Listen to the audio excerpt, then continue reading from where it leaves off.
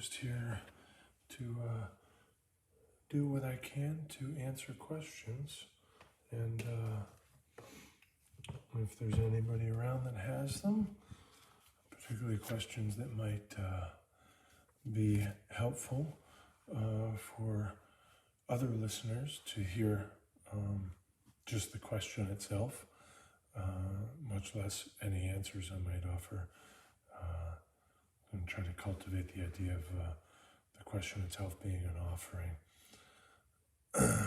And so no idea if anybody will show up, and further still, no idea if anybody will ask a question. So I'm just going to be replying to people and reaching out and connecting people and offering services and following up basically with all the different ways that I can follow up with people technologically. Sitting here in the quiet, empty studio with a rainy springtime to be experienced just outdoors. So I have some writings to edit as well. So we'll see where it takes me. Bowing into you, Tommy, I see you there. And hello, Maureen. So particularly if you have a question about any of the... hello, Biff. Yes, it's definitely cold here. It's not only that, but it's damp outside. And I haven't been turning on the heat all that often. That's the heater just there. I haven't been turning the heat on all that often because... it's got a fan, and I figure that's somewhat likely to impair the audio experience for you guys. So since I'm not hosting somebody physically in the space, nor is there students here paying for heat, I'm not turning on the heat too much. I guess really not at all. So I'm just bundling up and coming in here. And when I get too cold, I start using the space for a warming practice. And if I get too cold or warm for that, then I head inside to the one heated room. But I have some hot tea, and I do love you. And I love you too, Tommy. And hello, Drew. And oh, hey, Seafood King, hello. I saw your post, what was it, Tai Chi and Xingyi in the barn. And I was like, I'm in, count me in, that sounds great. Just great. So if I don't get questions here, which is fine, I'll just keep doing some of my checking in on people as I can, see if anybody shows up with a question or more, and hopefully you guys will send in those questions anyway. So maybe I'll collect some questions, and hey, that's enough. I'll just go live now, and I have questions in front of me, on the iPad or what have you. And at that point, I can, address all those questions. And if I'm doing it live and somebody else checks in, I can certainly include their questions. So obviously, questions about something that I might have something worthwhile to say on would be best.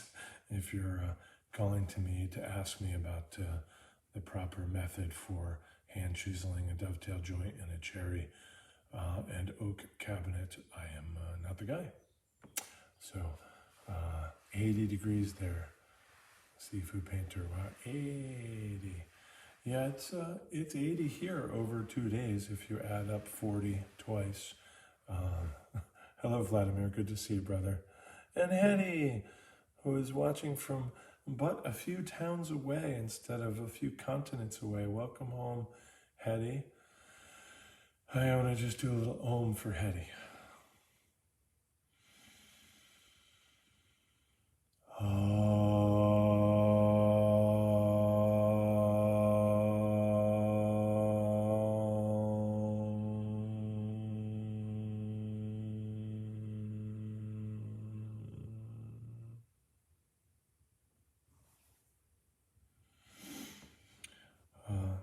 So just checking in on people.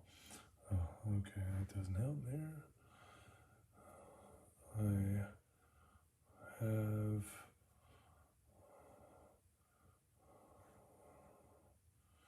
6 messages in that app, and who knows? Hey, Gloria's there. Hello, hello, hello. And hi, Vladimir. I see you said hello. Yay. Gloria is, if we all stick around, Gloria's baking a pie for us also. We'll serve that up at the end of the Q&A. Feel free to, love you too, Hetty. Feel free to type in a question that you may have that you might think I might be able to address. Particularly here, I'm interested in questions that other people hearing might benefit just by hearing the question. And certainly I may then, add to that with some kind of an answer. But the point isn't to seek the right or appropriate or perfect answer. That's just my job to try and do my best there. But if people can receive a really helpful question, that can help very much. Hey, Sifu Shikowski's here a second time. He always seemed to me a much brighter person, but he came in yesterday when I did this, so he should know by now for sure he should not have come again. Because what are we really going to offer here? But anyway, I'm delighted to see you, and thank you very much. We should both, Frank and I, we should both Zoom a meeting with, they have that sort of grid view on Zoom, and there should be you and me in the middle grade. We should have Joe Muscatello, and then I should punch, and then you should punch, and I should kick, and you should kick, and we should just sort of digitally beat him up. Train, offer him live stream training. Obviously I meant training and, the inner door stuff. So, hello, Eric. Man, I miss pushing with that guy. Eric's a great guy. So type your questions, ask them. You could certainly email me, but if you email me right now, I'm not likely to see it pop up. Or, text message me. I'm going to check those messages now and see if something's come up. And then I have somebody who's, I'm going to say, newly admitting to feeling the forces of depression. Reached out to me from New Mexico early this morning after my sort of tentative check-in of yesterday morning. And so I want to just... Yeah, it looks like we're back. I don't know how long that little interruption was for you. So I was thinking about grabbing this. Oh, actually, you can see it in the singing bowl. Maybe home again. So I didn't see any questions. A few comments and hellos, of course, which are all appreciated. And I'm scrolling back. Hello, Maureen. I'm scrolling back. I don't see any that were typed. So I think we're going to Om for Vladimir since we just did. And I invite you to Om along with me. Hello, Daryl.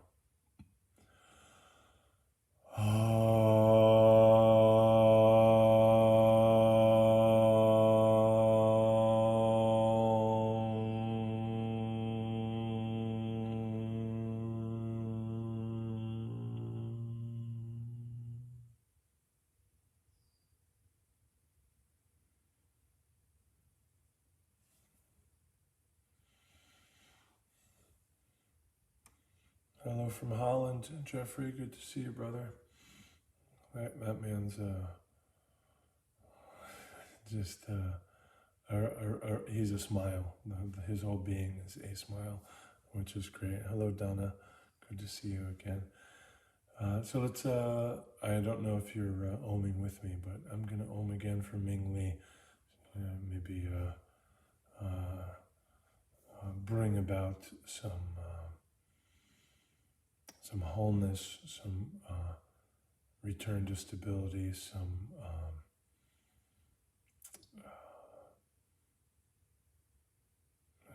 true healing.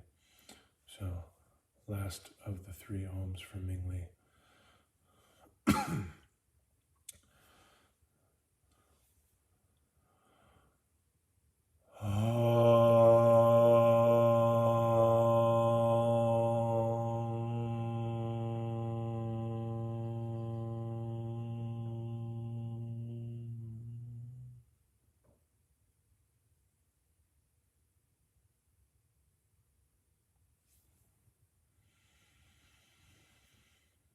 I see a question from Hetty about a lost question, and I don't understand this question, so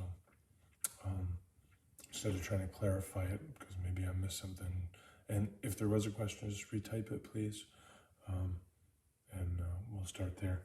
And I'm going to finish this text message. There's my center line. Actually, wow, you guys are probably seeing a reflection of yourselves there. So there's my center line martial arts sticker in my clear phone cover. That's Centerline Martial Arts for all your martial arts needs in Ithaca, New York. And no, I don't have a logo for my own school on my stuff for the most part. And that is quite okay. I'm just texting back, trying to make for what they call compelling television.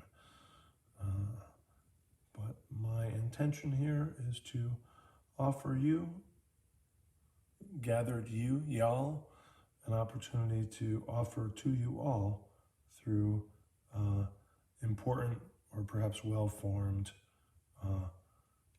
certainly non-political questions, and perhaps in addition, you will get some bonus blather from me. And so anyway, that's what we are endeavoring. Okay, I've texted back, so we'll see. Okay, so Hetty's question, thank you very much. See that? We have a question. Looking at these lights in the radio studio, I don't see any of the phone lines lit up. Come on, people, call in. So Hetty's question, from an energetic perspective, is social isolation positive during this epidemic? I'm just going to consider that for a moment. From an energetic perspective, is social isolation positive during this epidemic?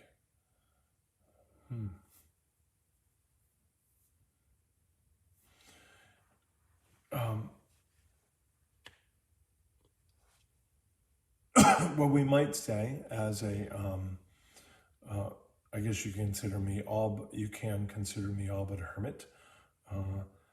I'm a hermit who charges people to spend time with him. I mean, we call them private lessons or group lessons or semi-private lessons. But aside from bills, it is a method by which I narrow the scope of my human interactions, which for me feels like expanding the scope of my natural interactions with the natural world. But you could just say, well, he's an introvert, and maybe that's true, I don't know. So speaking as a hermit, you may expect me to say, well, yeah, it's from an energetic perspective, social isolation is positive. But that's not really my answer. So for me, the place that my mind goes, in terms of like a lesson is, and Gloria's written that isolation can be positive. And that's kind of interesting as a segue into the teaching story that I'd like to tell. And some of you have heard this from me before because it comes up all the time. Particularly people talking about good energy or bad chi, these sort of things. And so the story, the teaching story, is a story from China, and it's a story of a man a father who has some villagers come to visit him outside his house, and they can see his son riding the horse in the paddock or the field or nearby. And boy, if he isn't a just exceedingly great and perhaps natural horseman, just an excellent equinist. And so all the villagers say, wow, you must be so proud, you're so lucky, your son is so good, it's amazing how good he is. This is such a great thing to have a son who is so great at horsemanship. And the father, after receiving all the compliments and kudos, says, who can say? And that's the next day or sometime after, the son is out there on the horse, and he takes a fall, breaks his leg. The villagers come over with herbs and food and thoughtfulness, and oh, this is so terrible. He was so wonderful at horsemanship, and he was such a young boy with his whole life to look forward to or something. And this is terrible. This is terrible news. What a bad break, both in the story and in his leg itself. This is terrible. You must feel terrible. This is really bad, and things to that effect. And the father says, "Who can say?" And the next day, evening maybe, the villagers all come back. And they say, "Oh, do you know what happened in town today?" And the father says, "Well, what happened?" They say, "Well, the general came from the army, and he said to the townspeople, 'Gather up your sons. Everybody over this age that's healthy is now conscripted to come to raid with us to wherever our army thing is doing.'" And so what fabulous news, what a wonderful turn of luck, what how lucky you can count yourself that your son had broken his leg the day before the army was going to come and conscript all the able-bodied men. You're so lucky, you're so lucky, you're so lucky. Isn't that great? Isn't that positive news? And the father says, "Who can say?" Sometime later, a few months later, the members of the new members of the conscripted members of the army or cavalry or whatever ride back into town. All of them healthy, all of them survived, and hello, Dominic. Good to see you, my brother. Sorry about my sad beard in the face of such wondrousness as you. I have failed and am now eternally embarrassed. So there we go. I'll continue the story like this. So the sons all come back into town with awards and with booty and rank and ribbons and the gold or whatever it is they got, and so they're all sort of rich and famous, and they're heroic. And the townspeople come by and they say, "Oh, what a terrible thing that your son, who's the best horseman, had broken his leg just before they all got sent off to war. He certainly would have been the greatest among them. And if they got these rewards and gold, how much better your son would have done. This is such a terrible thing."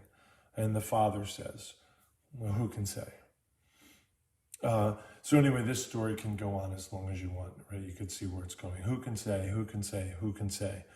And the villagers, "This is terrible, this is great, this is terrible, this is great, this is terrible, this is great."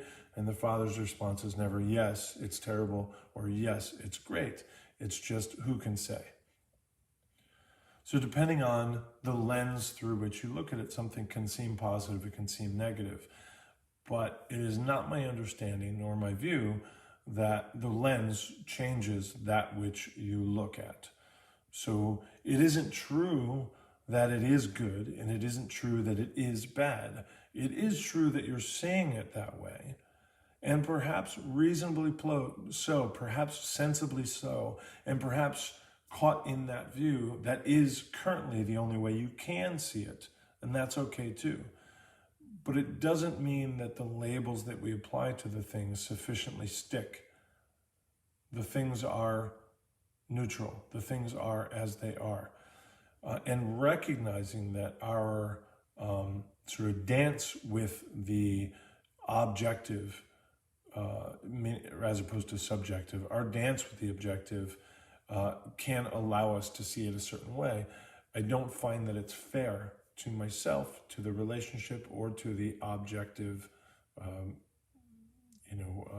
example, to believe it to be other than it is. And so energetically, is social isolation a positive thing? And I'm not reading your question, I'm trying to paraphrase. Energetically speaking, is social isolation a positive thing in this pandemic? Can be. It can not be. Both of those things are determined by your view, by your take. And certainly if you wake up on the wrong side of the bed and you have 4 pieces of bad news and it's really cold and snowy, it might be a little bit more likely that you're on that day, or for those days, for that period of time, you're gonna really see it dark and really believe it to be so. And that's fair, that's reasonable. What I don't think is reasonable is to consider your view of it to have changed it, right? This is not a Schrodinger situation. But knowing that can empower you to make a shift, right? So what are your practices that can help this seem more appropriate or helpful, using some sort of Buddhist term there, to shape it into experience that you're enjoying this dance, right? So are you doing your Qigong? Are you serving others? Are you moving your body? Are you appreciating nature? Are you, communing with some life force beyond your own?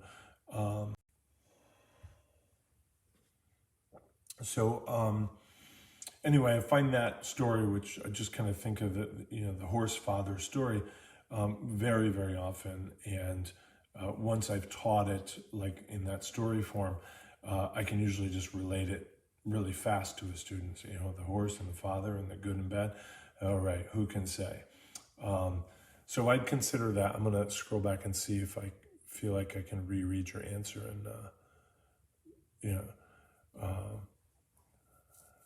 And then another take too here, from an energetic perspective, is social isolation positive during this epidemic? I think it's helpful to recognize that we are all ultimately social creatures, and that's important. Even me saying, "Oh, I'm a hermit," like here I am clicking, like, let me connect to people, right? And even though I have this idea that I'm going to do it to help other people, I'm still, on some level, I'm needing that connection, right? I don't feel like I was motivated to sit here like, I need to talk to people, I need them. I don't feel like I was motivated that way. I was motivated by service, but maybe those aren't two different things. And so when I think about that idea of the positive during this epidemic that you said, I'm also thinking about the starfish and the seashore story, where as it's a mother and a child, and the child bends down to pick up a starfish. I don't know if I just said seahorse a minute ago, but anyway, picks up a starfish, and maybe that starfish is just above the high tide line or something, and tosses it back in the water to save it so it doesn't dry out or get the attention of a predator or whatever. And it's kind of a beautiful little story, and I'll usually teach that and really paint the story of the desiccating starfish and the young child like pulling on his mom's arm to try and reach the starfish, and the mom wanting to continue the walk. And anyway, the mom says, what's the point? Like, you're not going to make any difference. And if I see this cinematically and then the camera pans out and we see it's just a very long beach, and it's just littered with starfish, and the kid, is just like this tiny little thing in this massive scope and scale. And the mother says, quite reasonably, like, what difference are you really going to make? I mean, you threw the starfish in the water, but like, did you have a look at the beach and the, hundreds of millions of starfish on the beach? And the boy, I think, takes a beat and says, I made a difference to that starfish. And so when you're talking about being positive during this epidemic, it may not be objectively positive. It may not be a matter of, are you positive or negative, or can you shift your view? It could be that, well, who can I serve that is likely to receive it as positive? Whether or not they've heard the horse father who can say a story, if they receive it as positive, it doesn't mean it's the truth of the situation, but it did have an effect on them. And we might presume that that effect is healing or growing or learning or connective or empathetic or something, that we'd consider of value. So you might be alone, but if you shift, and I'm saying this to Hetty, like, this isn't your whole life, but I'm kind of trying to talk to everybody. If you can shift your mind towards service, one of the founding principles of my school, Seva, Satyagraha, and love, service can shift an awful lot.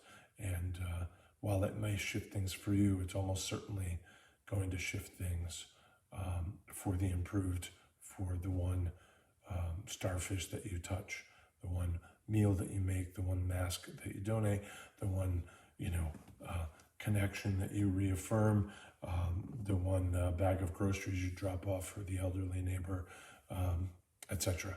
So, and, to that end, I'm trying to do more of these Q&As or free lessons, or, just the very little bit that I can do, which may take my whole day and all the energy that I have. And I recognize in the scope of things, it's a very small amount, but from the subjective point of view, it is the most that I can manage. Will it be enough? I'm not the accountant, I'm not the ledger dude, and I'm not really concerned with that. I'm not really concerned with the judgment and the weighing as a Taoist. So hopefully I babbled enough that you hit, leave this live stream or answered it. Tommy said something and it says, I have to see more. Going from a very hands-on and demonstrative type teacher, and that's Tommy self-describing himself, he's a martial arts teacher in Vermont, going to online teaching, I'm finding very difficult. Pointers, is this a natural feeling? I would say, yeah, it seems to me that it would be a natural feeling for you, and so probably expected, certainly reasonable. And I was saying almost insecure, which is, which he's saying is not normally himself. So he's saying he's kind of feeling insecure, perhaps inadequate, because it's so difficult shifting to online teaching. Well, I would say, one, as a martial artist, you constantly learn drills, right, or forms or something. And you're not good at it, and you're in the face of your teacher who's great at it, and and you feel like you're all the way out of camera and the teacher's here. But you also know that, what you do as a martial artist, which you've, self-described here, is like you actually get better. So you've only been doing online teaching for a couple weeks, right? Maybe 3. We would expect that you're going to get better at it. Will you be great? No, probably not. Like, there's probably just a few people that are very great at it, and that's okay. Will you be better? Almost definitely. Will you be a lot better? Perhaps. So then the question, I think, is, what are you measuring yourself against? If you only have in your view, like your mental view, these 1 or 2 great online teachers whose like YouTube channels you subscribe to or something, and you just say, boy, I know I'm feeling inadequate, I'm feeling insecure, this is not really how I teach. Well, no, it's not how you used to teach. It is how you teach. It's how you teach now. Are you as good a teacher now using these skills as you felt yourself to be prior? Probably not yet. So if you only have in your view these 2 or 3, whatever, really great teachers, like online teachers, I don't think that's particularly fair to yourself.